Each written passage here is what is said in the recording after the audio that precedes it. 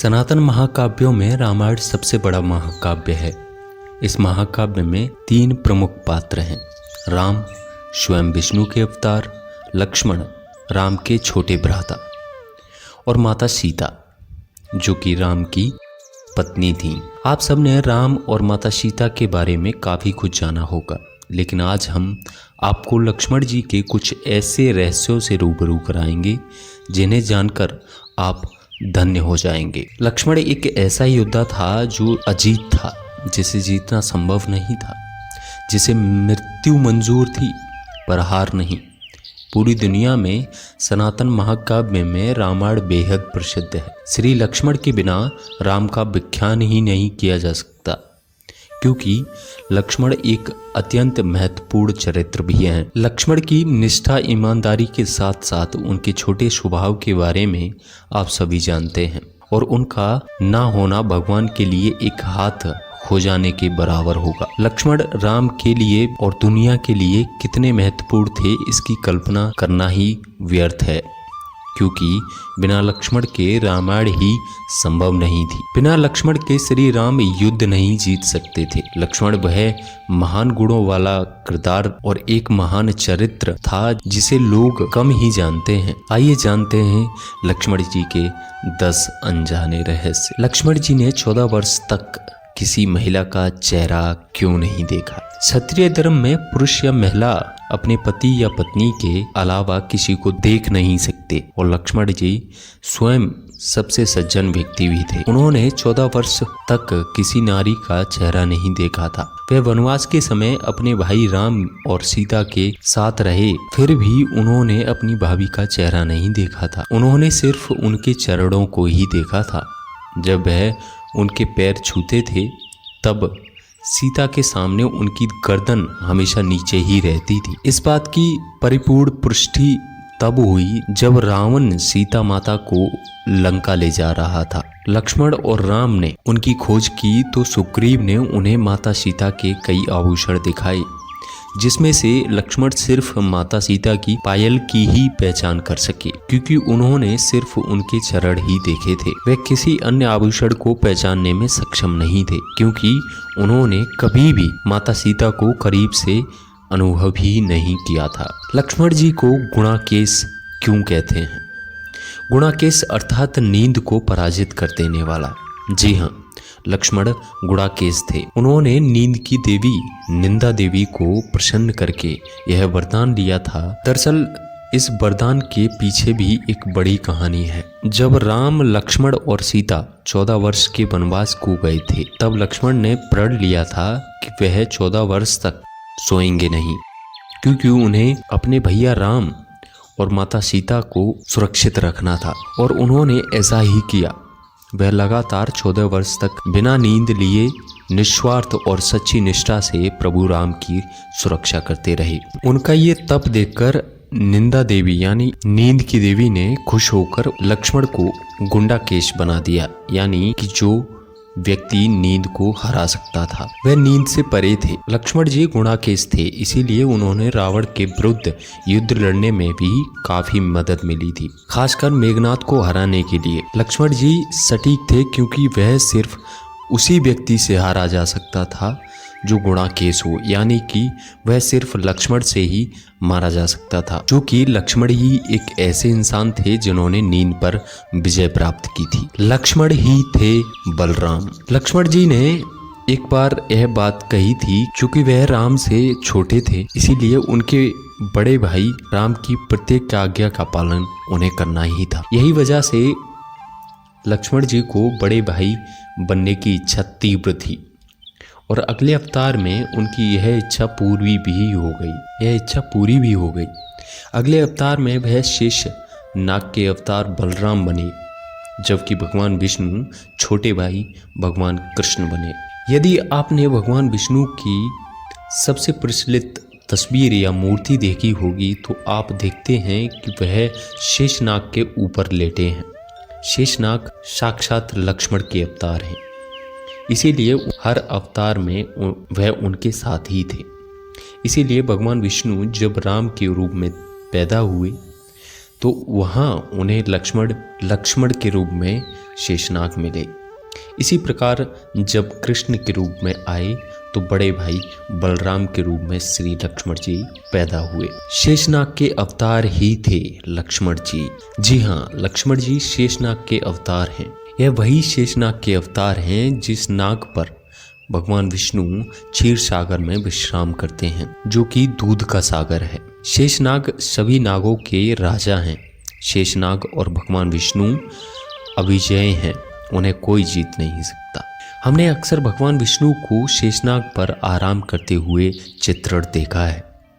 जब भगवान विष्णु भगवान राम के रूप में पृथ्वी पर उतरे तो शेषनाग उनके साथ लक्ष्मण के रूप में आए। यही कारण है कि त्रटिक मिथिला रावण द्वारा भेजा गया नाग जब लक्ष्मण को देखता है भागने लगता है। इंद्रजीत को मारने के लिए हर्षत पर परिपूर्ण थे लक्ष्मण। मेघनाद कोई साधारण असुर नहीं था, वह मृत्युलोक के साथ ही साथ इंद्रलोक को भी विजय कर चुका था। युद्ध के बाद जब ऋषि अगस्त्य अयोध्या आए तो उन्होंने कुछ ऐसे सत्य खोले जो अविश्वसनीय थे। ऋषि ने कहा, मेघनाद को कोई साधारण असुर नहीं है, वह इंद्रलोक को जीत सकता है। उसके पास तपस्या से प्राप्त किए गए कई बड़े बड़े विनाशकारक हथियार थे। उनके पास तपस्या से प्राप्त किए गए कई बड़े बड़े विनाशकारक हथियार थे। उनके पास एक त्रिमूर्ति हथियार था जिसमें ब्रह्मास्त्र, नारायणास्त्र, पशुपात्रास्त्र शनि से मिले थे। इस सब के बावजूद भी यह सिर्फ ऐसे व्यक्ति द्वारा मारा जा सकता था जिसने कम से कम 14 साल तक किसी महिला का चेहरा नहीं देखा हो या किसी महिला के साथ शारीरिक संबंध न बनाए हो, ना ही उसने कोई भोजन किया हो। इतनी कठिन स्थिति को पार करने के बाद मेघनाद का अंत हो सकता है। बाद में लक्ष्मण ने समझाया कि वह वनवास के दौरान वह पूरे 14 साल से भी ज्यादा वर्षों तक सोए नहीं है। उन्होंने किसी महिला का चेहरा भी नहीं देखा है। हालांकि राम उन्हें खाना देते थे, पर उन्होंने ये नहीं कहा कि खाना खाओ, इसीलिए उन्होंने खाना भी नहीं खाया था। लक्ष्मण जी उतना ही करते थे जितना उनके भाई बोलते थे। जबकि वह वनवास में सीता के साथ रहे, फिर भी उन्होंने माता सीता का चेहरा नहीं देखा। उन्होंने सिर्फ उनके चरण ही देखे थे। इस प्रकार लक्ष्मण जी उन सभी शर्तों पर खरे उतरे जितनी मेघनाद को मारने के लिए पर्याप्त थी। उन्होंने इंद्रजीत को मार डाला। लक्ष्मण और राम का प्रेम अद्वितीय था। जब राजा दशरथ द्वारा राम को वनवास दिए जाने पर राम ने सबसे पहले अपनी पत्नी सीता को समझाया था। उससे कहते हैं कि अगर वह चाहे तो वह अपने ससुराल वालों के साथ राज्य में पूरी सुख सुविधाओं के साथ रह सकती हैं, लेकिन उन्होंने लक्ष्मण से ऐसा कुछ नहीं कहा था और उन्हें समझाने का प्रयास भी नहीं किया था, क्योंकि राम जानते थे कि लक्ष्मण किसी भी शर्त पर राम का पीछा नहीं छोड़ेंगे। उन्हें सुरक्षित रखने के लिए वह साथ ही जाएंगे। लक्ष्मण को वनवास आने के लिए मना भी नहीं कर पाए थे प्रभु राम, माता सीता और लक्ष्मण जी 14 वर्ष वनवास के लिए गए थे। भगवान राम के प्रिय थे लक्ष्मण। रावण ने युद्ध के दौरान जब लक्ष्मण को मेघनाद द्वारा शक्ति से लगभग मार ही दिया था, तब राम ने इतना विलाप किया था जितना कि उन्होंने अपने पूरे जीवन में कभी नहीं किया था। उसी समय राम ने रोते हुए यह बात स्वीकार की कि वह अयोध्या में बिना धन के रह सकते हैं, बिना सीता के रह सकते हैं, लेकिन वह लक्ष्मण के बिना नहीं रह सकते। इसीलिए राम का प्रेम लक्ष्मण के प्रति अद्वितीय था और लक्ष्मण राम को बहुत प्रिय थे। जब लक्ष्मण युद्ध के मैदान में घायल हो गए तो राम का कोई भी धीरज धराने वाला नहीं था, यानी कि वह अपना विलाप रोक नहीं पा रहे थे। लक्ष्मण राम के सिर्फ भाई नहीं बल्कि सच्चे पक्षधर थे। यूं तो लक्ष्मण ने अपना पूरा जीवन ही राम की सेवा में लगा दिया, लेकिन उस समय लक्ष्मण की भूमिका देखने लायक भी थी। जब राम पागलों की तरह सीता का वियोग कर रहे थे, तभी तुलसीदास जी कहते हैं, जब सीता चली गईं तो राम की स्थिति एक छोटे बालक, अबोध बालक की तरह हो गई थी, जो किसी प्रिय खिलौने के लिए रोता रहता। ऐसे में लक्ष्मण छोटे होने के बावजूद भी राम के पिता की तरह या बड़े भाई की तरह राम को शांत और शक्ति देते हुए समझाते हैं। यहाँ तक कि राम को सकारात्मक होने में भी मदद करते हैं। जब राम एक पागल की तरह पेड़ों, फूलों, पौधों और जानवरों से पूछते थे और अक्सर उदास और तड़पते हुए जमीन पर बेहोश होकर गिर जाते थे, जबकि लक्ष्मण ने ऐसे समय में उन्हें खूब प्रेरणा देकर उत्साहित करने का काम किया। इसीलिए लक्ष्मण राम के सिर्फ भाई ही नहीं बल्कि सच्चे पक्षधर भी थे। लक्ष्मण जी के गुरु, जो आपको सिखाता है वह आपका गुरु होता है। इसी तरह से राम लक्ष्मण जी के सिर्फ भाई ही नहीं, पिता और गुरु के समान भी थे, क्योंकि राम के गुरु विश्वामित्र ने राम को कई अस्त्रों और शस्त्रों की दीक्षा दी थी और विश्वामित्र राम के गुरु बन गए थे। राम ने बदले में ही यही सब शिक्षा लक्ष्मण को दी थी और लक्ष्मण के गुरु प्रभु श्री राम बन गए। लक्ष्मण की मृत्यु।